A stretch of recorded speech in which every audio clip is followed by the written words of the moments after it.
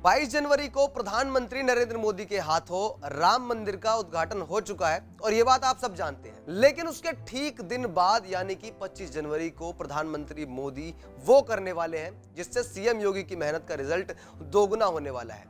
अब ये कैसे होगा, इसको समझने के लिए आपको ये वीडियो पूरा देखना होगा। राम मंदिर में 22 तारीख को प्राण प्रतिष्ठा समारोह के बाद और 26 जनवरी यानी गणतंत्र दिवस के एक दिन पहले पीएम मोदी यूपी से लोकसभा चुनाव 2024 का आगाज करने जा रहे हैं। आप तो जानते ही हैं, पीएम मोदी और बीजेपी की हर रणनीति बहुत सोची और समझी हुई होती है। इसलिए राम मंदिर का खुमार जब राम भक्तों के सर चढ़कर बोल रहा होगा और इसके साथ देशभक्ति का सुरूर चढ़ा होगा, उसी समय ठीक 25 जनवरी को पीएम मोदी पश्चिमी यूपी के बुलंदशहर से बीजेपी की पहली चुनावी रैली को संबोधित कर रहे होंगे।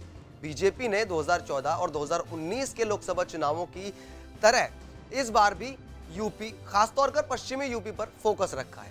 पश्चिमी यूपी में 14 में से 8 सांसद जो हैं वो बीजेपी के हैं, जबकि सहारनपुर, बिजनौर, नगीना, संभल, अमरोहा और मुरादाबाद में बीजेपी को पिछले चुनाव में हार मिली थी। इसलिए इन सीटों पर जीत के लिए कड़ी मेहनत करनी होगी।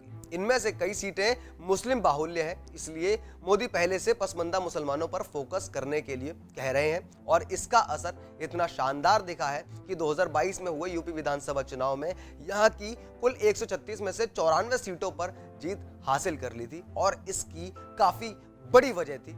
ये दौर था जब मोदी ने कृषि कानून वापस लेकर किसानों के दिल में बड़ी जगह बना ली थी। जाट और मुस्लिम बाहुल्य सीटों को साधने के लिए योगी ने खास मेहनत की थी, जिसका असर दिखा। अब पीएम मोदी 2024 चुनाव में चूंकि 400 पार का टारगेट लेकर चल रहे हैं, इसलिए अभी से ही उन सीटों पर खास फोकस करना चाहते हैं जहां पार्टी कमजोर रही है और ये प्लानिंग उसी के मुताबिक है। हालांकि सवाल ये उठता है कि आखिर राम मंदिर उद्घाटन के तुरंत बाद पीएम मोदी बुलंदशहर ही क्यों जा रहे हैं, कहीं और क्यों नहीं गए? तो कई लोग इसका राम मंदिर से कनेक्शन भी मान रहे हैं। तो हम आपको बताते हैं कि पीएम मोदी के बुलंदशहर से पहली चुनावी रैली के पीछे रामलला का क्या कनेक्शन है। दरअसल बुलंदशहर से करीब 74 किलोमीटर दूर मेरठ में एक जगह पड़ती है गगोल तीर्थ। हो सकता है इसका जिक्र पीएम मोदी अपने भाषण में भी करें। इस तीर्थ के बारे में कहा जाता है कि प्रभु श्री राम जब शिक्षा ग्रहण करने के बाद जनकपुर शादी के लिए जा रहे थे तो इसी रास्ते से होकर गुजरे थे। ये ऐसी जगह थी जहां पर पानी का कोई साधन नहीं था। तब प्रभु श्री राम ने अपने बाण से तालाब बनाया था।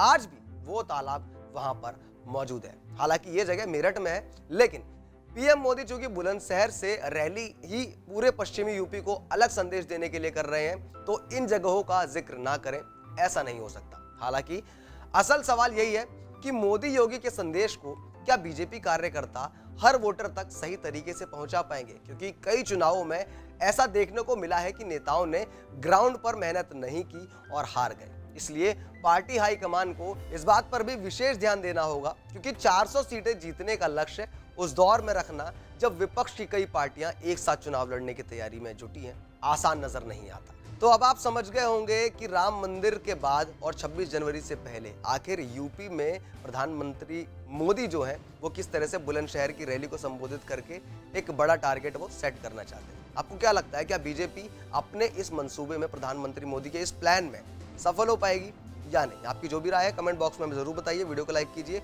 और खबरों से लबालब अपडेटेड रहने के लिए सब्सक्राइब जरूर कीजिए आर्या न्यूज़ को। धन्यवाद।